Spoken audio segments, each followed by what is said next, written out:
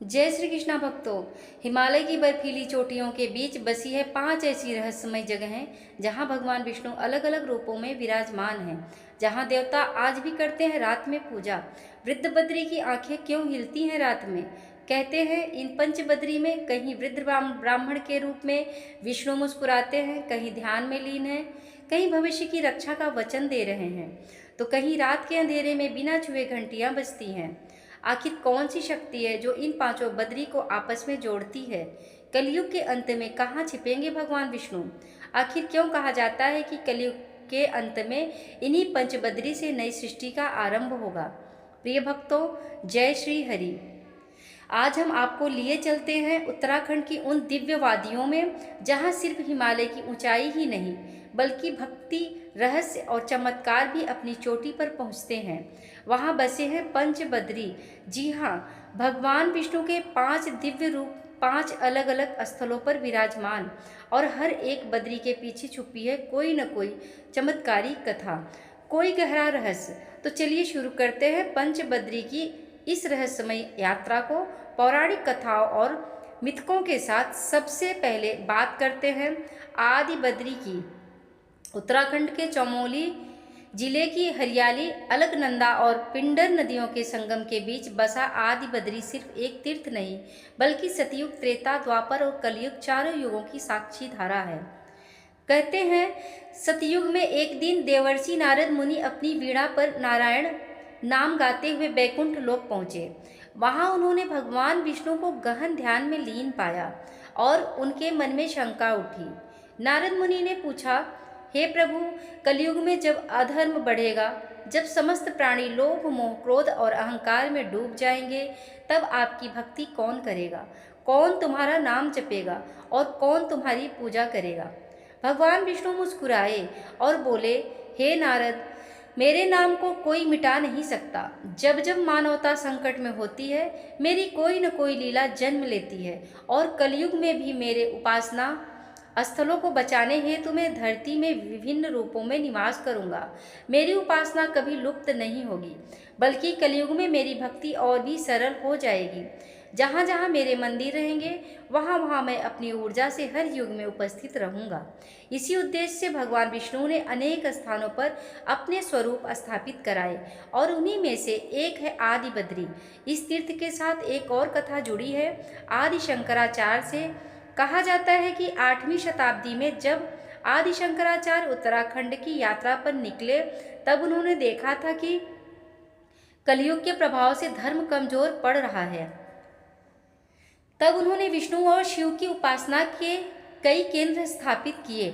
शंकराचार्य ने बद्री धाम के अलावा निचले हिमालय क्षेत्र में भी विष्णु के कई मंदिर बनवाए, ताकि ज़्यादा से ज़्यादा लोग भगवान विष्णु की भक्ति कर सकें। और उन्हीं में 7 छोटे छोटे मंदिरों का समूह है। आदि बद्री, यहाँ मुख्य मंदिर में भगवान विष्णु की बद्री नारायण की प्रतिमा विराजमान है, जो काले शिलाखंड से निर्मित है और आकार में भले ही छोटी हो, लेकिन उसमें जो तेज और दिव्यता है वह किसी बड़े विग्रह से कम नहीं। एक मान्यता यह भी है कि यहाँ की मूर्ति स्वयं नारद मुनि ने स्थापित की थी। कहते हैं नारद जी ने घने जंगलों में तप किया और अपनी तपस्या के बल पर भगवान विष्णु को प्रकट कर उनकी प्रतिमा स्थापित की। कुछ लोग कहते हैं कि यह मूर्ति पहले बद्रीनाथ धाम में थी, लेकिन प्राचीन काल में भीषण बर्फबारी और प्राकृतिक आपदाओं के चलते इसे निचले क्षेत्र यानी आदि बद्री लाया गया। आज भी लोक मान्यता है कि आदि बद्री की मूर्ति में वही शक्ति है जो बद्रीनाथ धाम की मूर्ति में है। रहस्यों की बात करें तो सबसे बड़ा रहस्य यह है कि इस मंदिर की मूर्ति के निर्माण का कोई ठोस ऐतिहासिक प्रमाण नहीं मिलता। इतिहासकारों ने कोशिश की, मगर न किसी शिलालेख, न किसी ताम्रपत्र और न ही किसी ग्रंथ में इस मूर्ति के प्राचीन मूल स्रोत का स्पष्ट उल्लेख मिलता है। एक और रहस्य यह है कि रात के समय जब मंदिर के कपाट बंद हो जाते हैं, तब भी यहाँ घंटियों की आवाज़ें सुनाई देती हैं। गांव के वृद्ध कहते हैं कि कई बार मंदिर के आसपास दिव्य प्रकाश दिखता है। एक बार एक साधु रात को मंदिर के पास सो रहा था। अचानक उसने देखा कि मंदिर के भीतर से सुनहरी आभा निकल रही थी और घंटियां अपने आप बज रही थीं। जब उसने झांक कर देखा तो भीतर कोई नहीं था। कहते हैं वह साधु अगले दिन मौन हो गया और आजीवन बोल नहीं पाया। बस उसके होठों पर एक ही शब्द रहता, नारायण नारायण। यहाँ के लोग कहते हैं कि कभी कभी रात के तीसरे पहर यानी ब्रह्म मुहूर्त में कोई वृद्ध साधु मंदिर के दरवाजे पर दिखता है, जिसके हाथ में बीड़ा होती है, और लोग मानते हैं कि वह स्वयं नारद मुनि है, जो अपने स्थापित स्थान की परिक्रमा करने आते हैं। आदि बद्री केवल एक तीर्थ नहीं बल्कि एक ऊर्जा केंद्र माना जाता है। यहाँ का वातावरण इतना शांत और आध्यात्मिक है कि साधु संत कहते हैं कि यहाँ केवल शरीर ही नहीं, आत्मा भी विश्राम करती है। पुराणों में लिखा है, कलियुगे बद्री त्वज्यम भविष्यति मेलशूदिशतम तस्मात् अध स्थापिष्यामि भूतले। वैष्णवालयम, जिसका अर्थ है कि कलयुग में जब बद्रीनाथ में क्षोभ और अधर्म के प्रभावों से संकट में आएगा, तब मैं धरती पर निचले क्षेत्र में अपने वैष्णव धाम स्थापित करूंगा। और आदि बद्री को इसी भविष्यवाणी का प्रतीक माना जाता है। भक्त कहते हैं कि जो भी सच्चे मन से आदि बद्री आता है, उसकी कोई न कोई मुराद अवश्य पूरी होती है। यहाँ आने वालों को यह भी अनुभव होता है कि मंदिर परिसर में घुसते ही एक दिव्य ठंडक महसूस होती है, चाहे गर्मी का मौसम ही क्यों न हो। मानो कोई अदृश्य शक्ति उनका स्वागत कर रही हो। एक बूढ़ी तीर्थयात्रिणी की कथा है, जिसका बेटा बीमार था। उसने यहाँ आकर भगवान विष्णु के सामने आंसू बहाए और कहते हैं उसी रात उसे स्वप्न में भगवान विष्णु ने दर्शन दिए और बोले, तेरा पुत्र स्वस्थ हो जाएगा, नारायण नाम जपती रह। अगले ही दिन उसके बेटे को होश आ गया और धीरे धीरे वह स्वस्थ हो गया। आज भी आदि बद्री धार्मिक, ऐतिहासिक और सांस्कृतिक दृष्टि से अत्यंत महत्वपूर्ण स्थान है और यहाँ हर साल मकर संक्रांति, वैष्णव एकादशी और रामनवमी पर विशेष पूजा होती है। पुरोहित मानते हैं कि आदि बद्री का अस्तित्व इस बात का प्रमाण है कि भगवान विष्णु की उपासना कभी नष्ट नहीं हो सकती, और जब जब बद्रीनाथ में पहुंचना कठिन होगा, तब तब आदि बद्री भक्तों को भगवान के दर्शन की राह दिखाएगा। अब चलते हैं दूसरे बद्री की ओर, योग ध्यान बद्री। हिमालय की ऊंचाइयों में बसा यह स्थान केवल एक तीर्थ नहीं बल्कि महाभारत की गहराइयों और तपस्या की दिव्यता का प्रतीक है।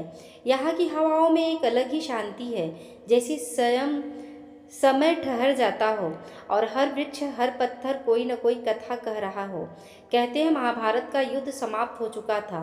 कुरुक्षेत्र की रणभूमि में लाखों सैनिकों का रक्त बह चुका था और पांडव भले विजयी हुए थे, पर उनके मन पर युद्ध का बोझ, अपनों के वध का पाप और अनगिनत मृत्यु दृश्यों का गहरा आघात था।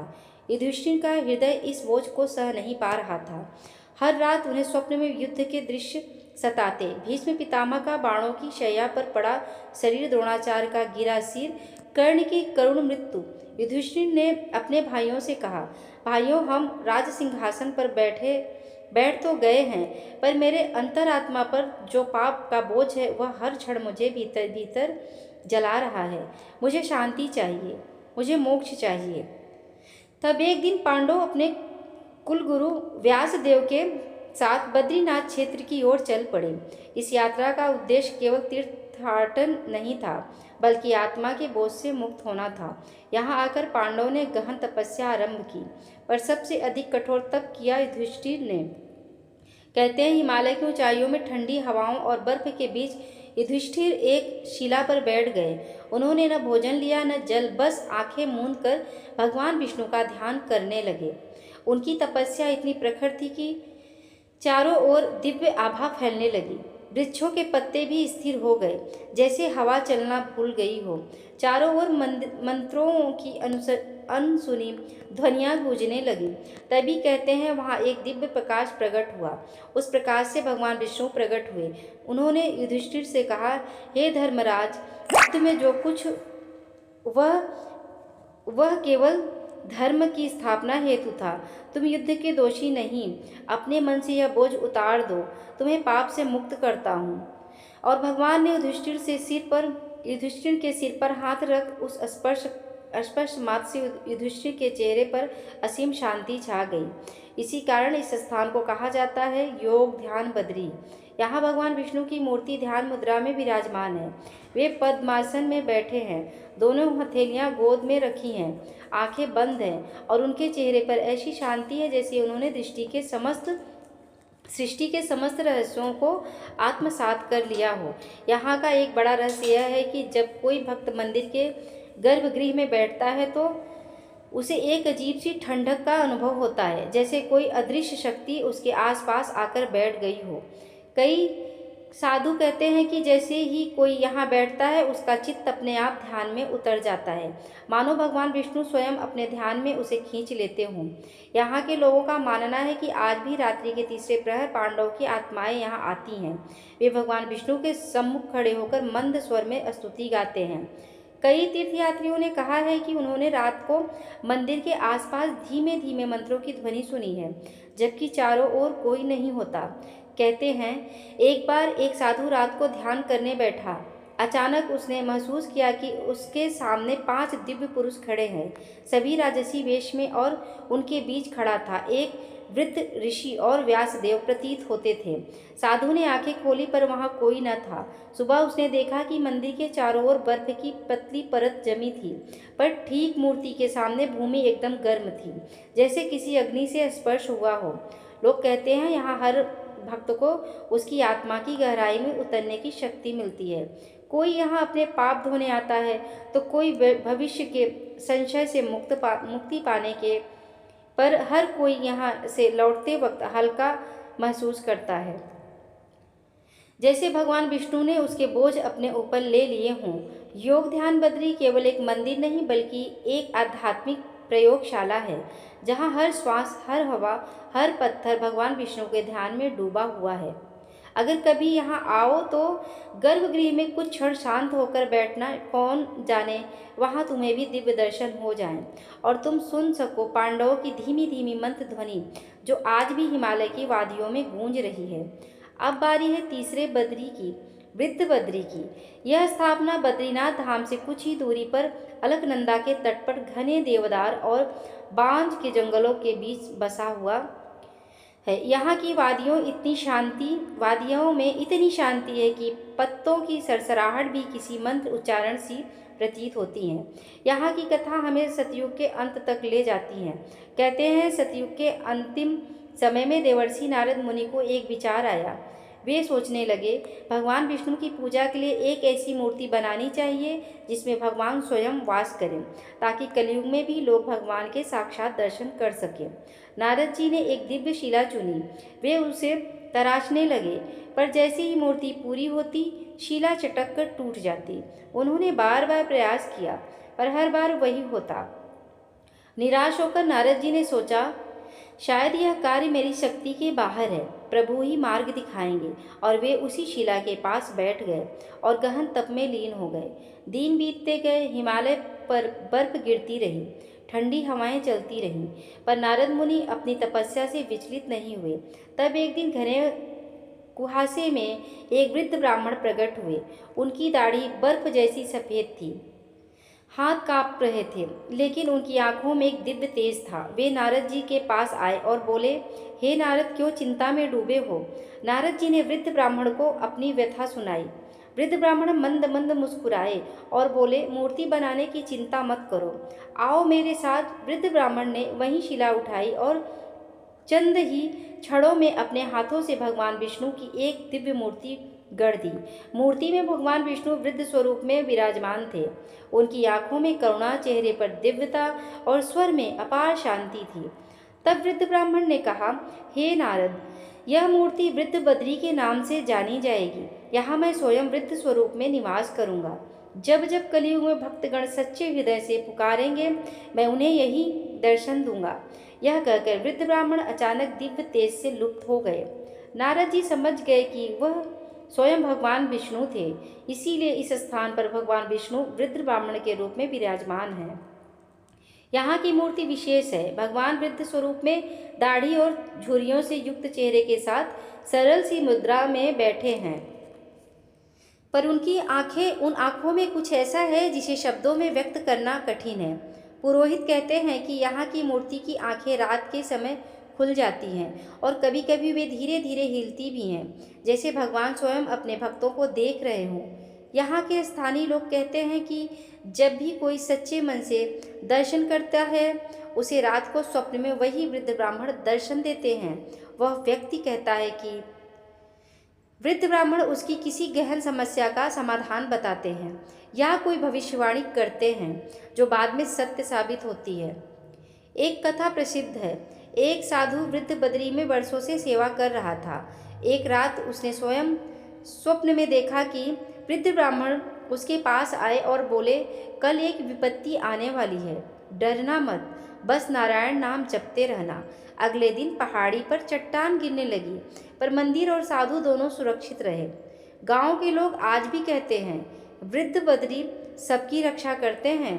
वृद्ध बद्री केवल एक तीर्थ नहीं, बल्कि भक्तों के लिए अदृश्य संरक्षण का स्थान है।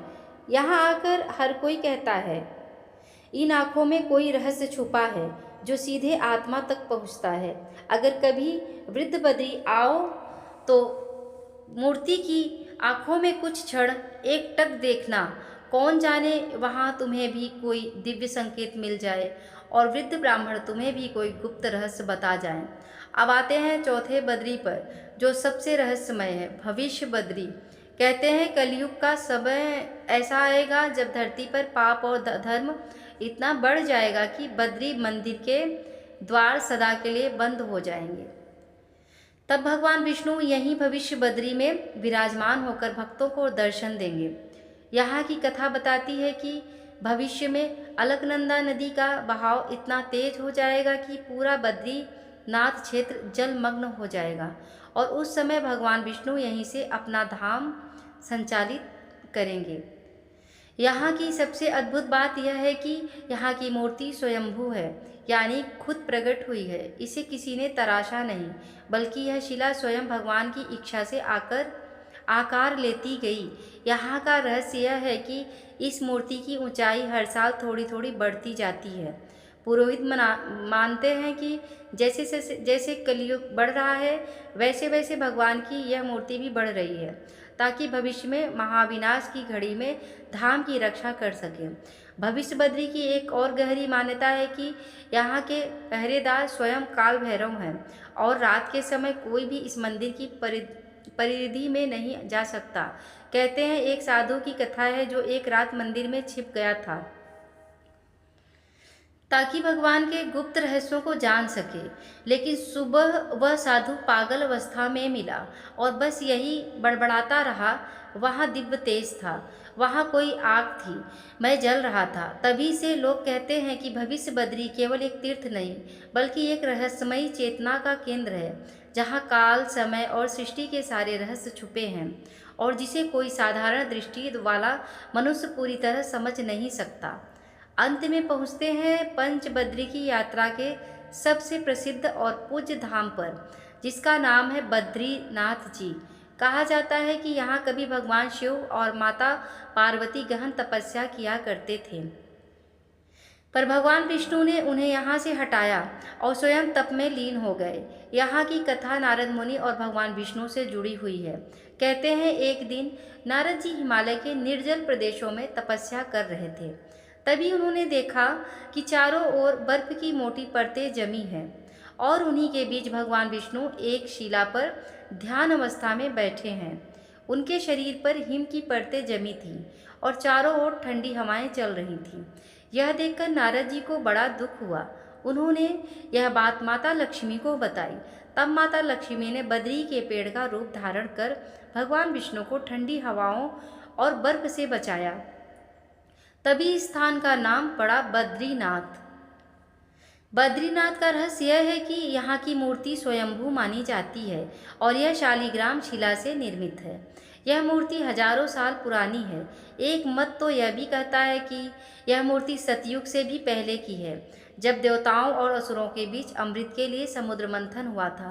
कहते हैं इस मूर्ति पर आज भी किसी विशेष प्रकाश में भगवान विष्णु के चरण चिन्ह दिखाई देते हैं। कुछ तीर्थ यात्री तो यहाँ तक कहते हैं कि कभी कभी रात के समय मंदिर के भीतर से घंटियों की आवाज़ें आती हैं, जबकि वहाँ कोई नहीं होता। यहाँ हर साल अक्षय तृतीया के दिन मंदिर के कपाट विधिवत खोले जाते हैं, लेकिन एक रहस्यमयी कथा यह कहती है कि यदि किसी कारणवश कभी कपाट न खुले तो स्वयं भगवान विष्णु बाहर आकर अपने भक्तों को दर्शन देंगे। इसीलिए बद्रीनाथ केवल एक तीर्थ नहीं, बल्कि भक्तों के लिए भगवान के साक्षात दर्शन का धाम माना जाता है। तो मित्रों, ये थी पंच बद्री की अद्भुत यात्रा, जहाँ हर बद्री एक नई कथा कहता है। हर पत्थर में कोई रहस्य छुपा है और हर मंदिर में भगवान विष्णु की अनोखी लीला दिखाई देती है। हिमालय की इन पवित्र वादियों में सिर्फ बर्फ ही नहीं जमती, बल्कि आस्था, भक्ति और चमत्कार भी सदियों से यहाँ जमे हुए हैं।